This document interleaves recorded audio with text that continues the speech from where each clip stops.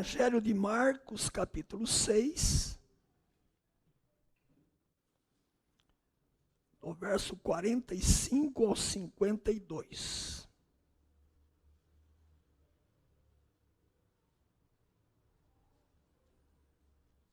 Evangelho de Marcos, capítulo 6, 45 a 52.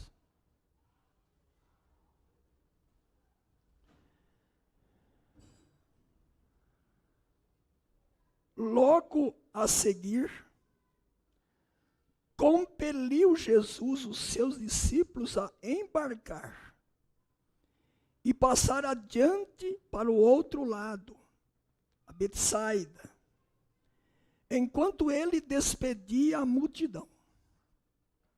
E tendo-os despedido, subiu ao monte para orar. Ao cair da tarde, estava o barco no meio do mar, e ele sozinho na terra. E vendo-os em dificuldade, a remar, porque o vento lhes era contrário. Por volta da 4ª vigília da noite, veio ter com eles, andando por sobre o mar, e queria tomar-lhes a dianteira. Eles, porém, vendo-o andar sobre o mar, pensaram tratar-se de um fantasma e gritaram, pois todos ficaram aterrados à vista dele. Mas logo lhes falou e disse: tende bom ânimo, sou eu, não temais. E subiu para o barco para estar com eles, e o vento cessou. Ficaram entre si atônitos, porque não haviam compreendido o milagre dos pães, antes o seu coração estava endurecido. Oremos. Deus santo, Deus eterno, Deus cheio de graça, de amor, de misericórdia. Estamos aqui nesta manhã, abraçados por Ti, agasalhados debaixo das Tuas asas poderosas, potentes, porque podemos estar protegidos por Ti mesmo, guardados em mais uma semana que passou, e estarmos iniciando uma nova semana, debaixo da Tua graça, e juntamente com o Teu povo estarmos Te louvando, Te engrandecendo, Te bendizendo, reconhecendo a Tua soberania sobre nós, o Teu poder. E agora que abrimos a Tua palavra, mais uma vez pedimos agora que Tu abras os nossos corações. Fazemos nossas, ó Deus, a oração do Teu servo. Desvenda os nossos olhos, para que nós vejamos, para que nós contemplemos as maravilhas da Tua lei. Que o Teu Santo Espírito esteja sobre nós e através de nós nesta manhã. Em nome de Jesus. Amém. No final da nossa mensagem, eu quero que você tenha consciência que grande amigo é Cristo, o Senhor desta mesa. Que Ele é um maravilhoso e melhor amigo.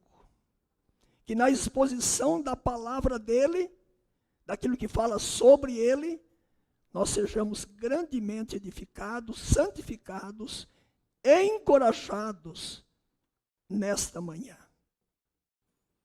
Estamos diante de um texto bíblico conhecido, explorado, mas a palavra de Deus sempre é viva, sempre é eficaz. E através dela, Deus haverá de falar a cada um de nós. Os evangelhos descrevem várias tempestades, com enormes ondas no mar da Galileia, chegando a amedrontar os discípulos de Jesus que estavam afeitos ao mar da Galileia. Porque muitos deles eram pescadores ali, então eles conheciam. Mas a tempestade pode sempre amedrontar, pode trazer grande aflição ao nosso coração. E olhando para esse momento do texto lido, o Mar da Galileia, qual é a origem das tempestades? Primeiro, a origem lá na Galileia. O Mar da Galileia é chamado de lago pelo seu tamanho, não é um grande mar. Cerca de 20 quilômetros de comprimento por 13 de largura. O que faz com que o Mar da Galileia seja um ambiente de tempestade inesperada? A sua localização, 200 metros abaixo do nível do mar Mediterrâneo, e ventos do extremo norte de Israel, ventos gelados, sopram, passando pelo cume do Monte Hermon. E esses ventos gelados que passam sobre o cume do Monte Hermon, pegam os corredores das montanhas, desembocando no Mar da Galileia, e chegando ali então, o mar que está tranquilinho, bonançoso, as ondas chegam a 2 metros de altura. Sem aviso prévio, repentinamente. E no texto lido mostra que isso aconteceu. Os discípulos estavam lá e a tempestade chegou. Eu gosto de tomar isso como uma ilustração da vida cristã. Ventos sopram sobre a nossa família, sobre o nosso casamento, sobre a nossa vida. E esses ventos que chegam desembocando em tempestades não dão aviso prévio. Chegaram ao aeroporto em São Paulo sem aviso prévio. Visto cancelado. Se tivesse aviso prévio, não teriam ido para o aeroporto. César, Catherine e filhos. E nós olhamos para o texto e vemos que essa tempestade chegou lá para os discípulos e tem chegado às famílias, às nossas vidas. Ontem à tarde eu estava em casa ainda meditando no sermão quando chegou um telefonema de uma pessoa querida, da minha família. E essa pessoa estava chorando e disse: uma tempestade chegou. É assim. A tempestade chega.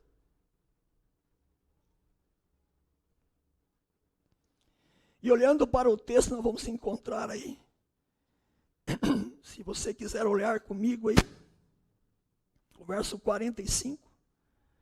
Logo a seguir, compeliu Jesus os seus discípulos a embarcar e passar adiante, para o outro lado, a Betsaida, enquanto ele despedia a multidão. O verbo compelir aqui pode ser ordenou, insistiu. Então, quem que mandou os discípulos irem para o mar e tomar o barco? Foi Jesus. Ele deu uma ordem. Eles simplesmente obedeceram. E ao obedecerem a Cristo e irem para o barco, no cair da tarde, a tempestade chegou. Nós pensamos que obedecer a Deus, a vida vai ser bonançosa. Nós pensamos que obedecer a palavra de Deus, eu não vou ter enfermidade, eu não vou ter crise na família, no casamento, nada. Aqueles que pregam a teologia da prosperidade, que o cristão verdadeiro não tem nenhuma dificuldade. Mas a Bíblia diz o contrário. Obedecer a Deus pode me levar ao centro de uma tempestade.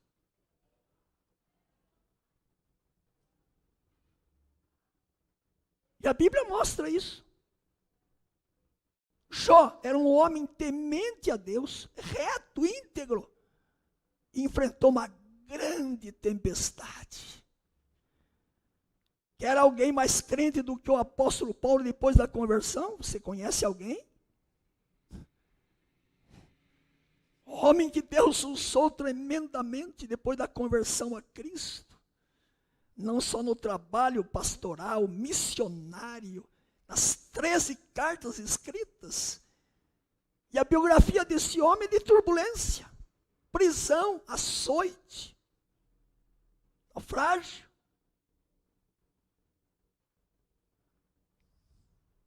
E martírio.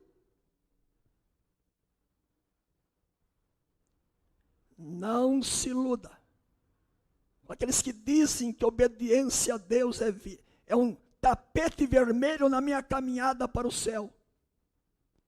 Não se iluda. Obediência muitas vezes me leva ao centro da tempestade, da turbulência, das dificuldades. E quando eu penso aqui em tempestade, não são só situações externas, exteriores a nós, mas muitas tempestades estão na alma, no coração. Nesse mês da família, mês do lar, eu não sei qual é a turbulência do seu coração, a tempestade que você está enfrentando, da alma, do coração.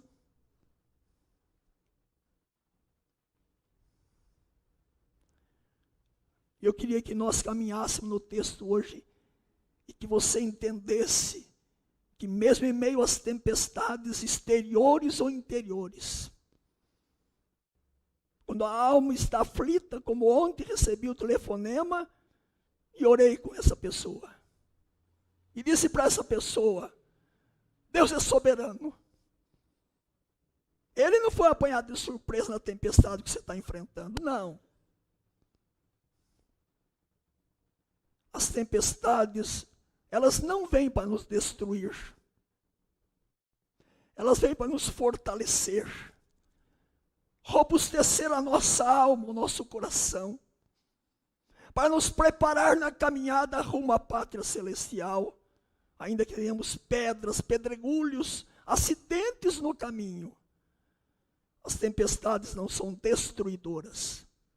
São edificadoras, fortalecedoras, encorajadoras na caminhada. Com as tempestades, Deus fortalece os músculos do nosso coração, da nossa alma. É assim que Deus age. É assim que nós descansamos na soberania de Deus. Ele é soberano. Jesus ordenou, eles foram. E a tempestade chegou.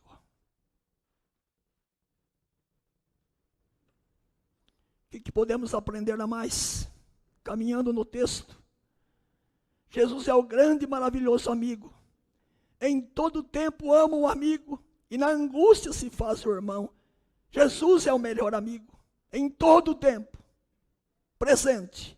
E vamos mostrar isso através do texto. Olhemos para o texto e veja o que diz. Compelidos, açoitados pela tempestade, Jesus ficou orando. Pode ver no texto aí. Os discípulos foram, tendo despedido, subiu ao monte para orar. Ao cair da tarde, estava o barco no meio do mar, e ele sozinho em terra. E vendo-os em dificuldade. Eu gosto do verbo aqui, ver. Eles estavam orando. E orando por quem? O texto não diz, mas orando pelos seus discípulos. Olhando pelos céus. Jesus não estava lá orando isolado, alienado dos discípulos. Ele não esqueceu os discípulos. Ele não os abandonou. O mesmo Jesus que ordenou, que os compeliu, é o Jesus que vê. Que vê. Se ele ordenou para você alguma coisa e você obedeceu e está vivendo uma tempestade na sua família, não se esqueça que o mesmo que ordenou é o que vê. É o que está vendo. É o que está presente. É aquele que está junto ao Pai, assim como estava lá, orando, enquanto os discípulos estavam sendo solapados pelas tempestades do mar da Galileia. O mesmo Jesus que estava orando é o que está à destra do Pai e intercede por nós. É o mesmo. Que morreu, ressuscitou, foi assunto aos céus e é o nosso intercessor junto ao Pai. Deus não está ausente. Nada é oculto ao Senhor. Ele conhece cada uma das nossas tempestades. O Deus a quem servimos é o Deus de olhos abertos, escancarados.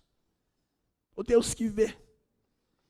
Quando eu estava preparando essa mensagem, eu pensei, por exemplo, na experiência de Agar, a serva de Sarai. História bem conhecida. Sarai estéril, disse para Abraão, ó, tenho filhos, pode ter filhos com a minha serva aí. E Abraão anuiu ao conselho de Sarai, né?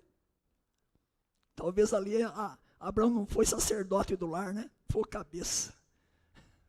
Pegou o conselho de Sarai, e aí a serva ficou grávida e começou a humilhar a Sarai. Sarai disse, a mesma que mandou, agora não quer mais a serva. Humilhou. E agora Agar vai para o deserto. E o anjo do Senhor encontra Agar. Conversa com ela. Agora Agar está no deserto. Nasce Ismael, filho. Como se estivessem abandonados no deserto. E Agar não era nem judia, era egípcia, né? Mas Deus vê. Deus viu. Eu vou ler só o texto que fala em Gênesis 16, 13. Que diz assim. Então ela invocou o nome do Senhor que lhe falava. Tu és Deus que vê.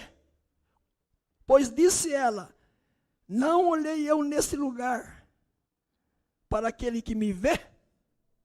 Que me vê. Aí o nome do poço lá ficou o Deus que vê. Se Deus, o anjo do Senhor, que é o Cristo pré-encarnado, né? Aparece no Senhor no Velho Testamento, dentro da teologia reformada, é o anjo é Jesus pré-encarnado. É ele que estava lá. Aquele Jesus que estava lá com Agar. É o Jesus que está comigo e vê. Não vê apenas a minha aparência exterior, mas vê o meu coração, a minha aflição. O outro texto que me brotou à mente quando eu estava lembrando que Deus tudo vê, é o relato lá de Êxodo capítulo 3.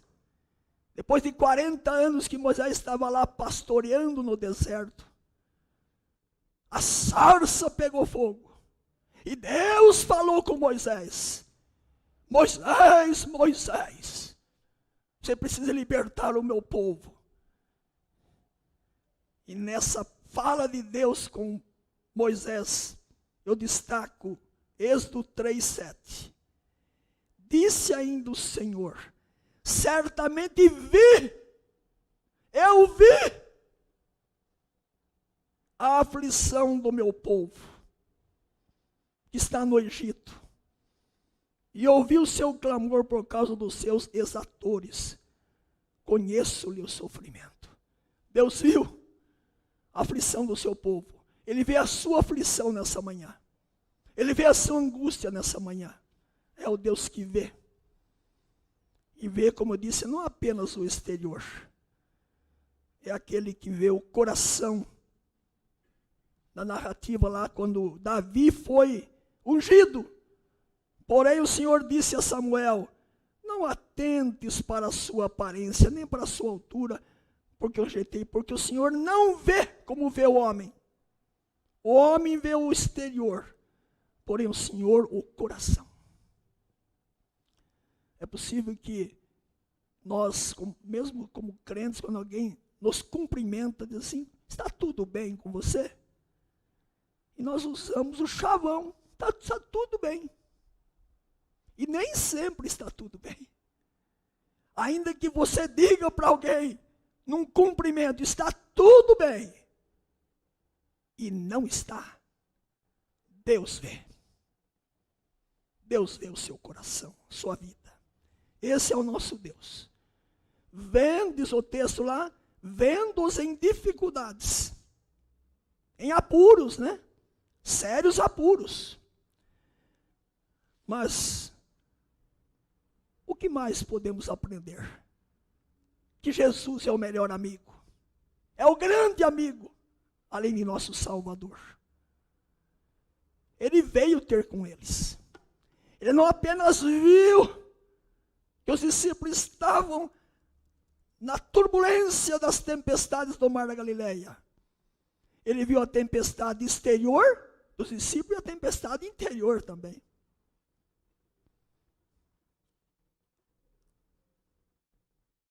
Mas ele veio ter com eles, pode ver no texto aí. E vendo-os em dificuldades a remar, porque o vento era contrário, por volta da 4ª vigília da noite, veio ter com eles. Você não está abandonado à sorte da vida e da história. Não fique pensando que você que está enfrentando uma tempestade está abandonado. Ele vê. E ele vem ao nosso encontro. Ele não nos abandona. Ele veio ter com os discípulos. Mas ele veio. E diz o texto que veio na 4ª vigília da noite. Se você olhar no texto, quando que os discípulos foram para o mar? Veja lá, ao cair da tarde. Então a situação não foi uma tempestade de 2 minutos. Enfrentaram uma turbulência grande por um longo tempo. 4ª vigília da noite, cerca de 3 horas da manhã. Havia 4 vigílias, né? Pôr do sol até as 9 ou 21, das 21 à meia-noite, da meia-noite às 3. E das 3 ao romper da aurora, 4. Então foi cerca de 3 horas da madrugada, da manhã. Diz o texto. Jesus vem. Ele já veio a nós, como Salvador e Senhor. O Verbo se fez carne. Ele já veio. Já pisou esse planeta. Veio morrer em nosso lugar. Ressuscitou. Está vivo para sempre. E na minha caminhada rumo à pátria celestial, até aquele dia que ele voltará para me levar. Ele fez a promessa. Eis que estou convosco todos os dias, até a consumação dos séculos. Ele veio ao nosso encontro. Ele vem, está presente. E pensando nessa vinda de Jesus, eu pensei na casa de Jairo. Você quiser só olhar um pouquinho antes em Marcos, aí tem a narrativa de Jairo, um dos principais da sinagoga, que a sua filhinha estava à morte. E Jairo então disse para Jesus, para Jesus ir à casa dele. Mas quando Jesus foi, a Talita estava morta, a menina. Mas Jesus veio e ressuscitou a filhinha de Jairo. Ele veio a Jairo. Ele vem a nós. E nesse mês da família, mês do lar, o que está morto no seu casamento? O que está morto na sua família? Nos seus relacionamentos? O perdão está morto? O amor morreu? Jesus está vindo nesta manhã, o Senhor desta mesa. Ele quer ressuscitar o seu casamento. Ele quer trazer amor, perdão à sua família. Ele vem, ele está presente. O Senhor desta mesa, vamos participar da ceia nesta manhã. Ele veio à casa de Jairo, interviu milagrosamente. Jesus veio aos discípulos no caminho de Emaús, tristes, arrasados, vencidos pelo desânimo. trouxe alento aos discípulos de Emaús. Uma nova realidade. O Cristo ressurreto se apresentou aos discípulos que estavam num quarto fechado. Chegando no quarto fechado, ele disse: paz seja convosco. Você está fechado no seu quarto nessa manhã? No seu problema, na sua tempestade? Você está enclausurado nesta manhã? Há uma angústia tomando conta do seu coração. O seu casamento está com dificuldades. Jesus está vindo. Paz seja convosco. Eu estou aqui, presente. Eu estou. Mas há um detalhe, né? Ele vem. Mas quando que ele vem? Diz o texto, na quarta vigília da noite. E aí a coisa complica. Complica porque nós gostaríamos que Jesus viesse no momento que nós achamos que era o melhor. O silêncio de Deus, a demora de Deus, às vezes é a maior tempestade que nós enfrentamos. Já estamos numa tempestade. E aí, o silêncio, a demora. O que aconteceu aqui? Será que Jesus não sabia antes que os discípulos estavam lá, sendo jogados de um lado para outro na tempestade? Ondas de 2 metros de altura. Fico a pensar a aflição dos discípulos. Uma vez eu fiz um passeio lá em Paraty, peguei um dos barquinhos lá, já tinha estado outras vezes. Fiz visita lá naquelas ilhas, né, de Paraty. Só que uma certa vez com a família, o barquinho parecia que ia afundar. E não tinha ondas de 2 metros, não. Era apenas o balanço, o saculejo das ondas.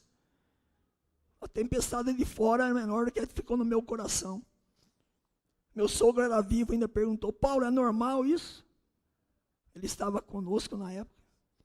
Eu engasguei, o que eu respondo agora? Se num barquinho sem ondas eu fiquei apavorado, imagina os discípulos. O tempo que eles estavam lá. E só 3 horas da manhã, 4 horas, 3 horas da manhã, Jesus apareceu.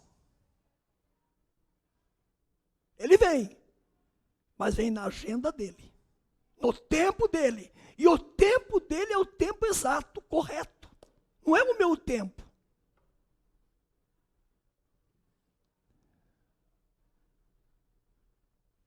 Lázaro está enfermo. E mandaram chamar Jesus, né? Depois que Jesus foi informado que o seu amigo íntimo estava doente, ele demorou mais 2 dias. Será que Jesus não sabia que Lázaro ia morrer? Aí, demora 2 dias, quando chega, o defunto já tem 4 dias. E quando Jesus se dirige lá para abrir o túmulo, Marta diz: Senhor, esse negócio está cheirando mal. Jesus não curou Lázaro, mas ressuscitou Lázaro. Quando Jesus veio ao nosso encontro, Ele tem bênção maior para nós, grandiosa.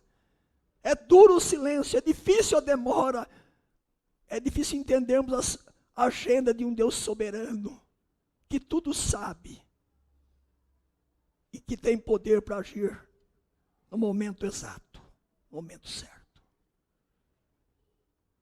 Veio ter com eles. Ele vem estar conosco. O Senhor desta mesa, o Senhor da família, Ele vem. Ainda que seja na 4ª vigília da noite. Naquele momento que você acha que não vem mais. Você está cansado já. Vai ao aeroporto, o visto não sai. Não saiu ainda, né? Qual vai ser o tempo de Deus? Qual é a agenda de Deus para os amados irmãos missionários César e Catherine? Eu não sei. Mas Deus sabe. E na hora certa Ele vai agir. No tempo dEle. Assim Ele faz conosco a cada dia na caminhada. E ainda diz o texto, não só que Ele vem na quarta vigília da noite, 3 da manhã, mas Ele vem andando sobre as ondas, sobre o mar. O Jesus que nós cremos que é nosso Salvador e Senhor, o Jesus que é o Senhor desta mesa, que vamos mais uma vez comer o pão e beber o cálice, Ele está acima de qualquer problema. Deus tem seus caminhos na tormenta. E não só na tormenta, sobre as tormentas. Vem andando sobre as ondas. Nenhuma tempestade é mais poderosa do que o Senhor que controla as tempestades. Nós podemos estar navegando rumo ao céu e já perdemos o controle dos problemas. Deus nunca perde o controle. Ele é soberano, Ele é poderoso. Ele viu, Ele veio ter com eles.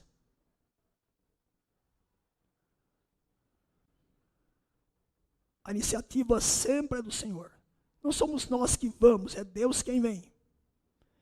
Jesus Cristo vem, Ele vem em meio às nossas dificuldades, quando a nossa vida está enfrentando ventos contrários, tempestades avassaladoras.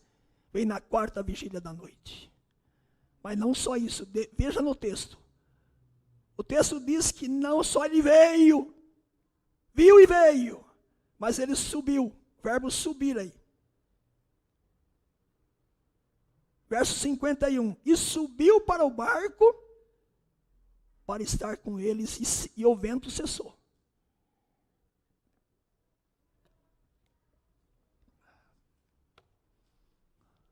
Ele entra na vida, no barco.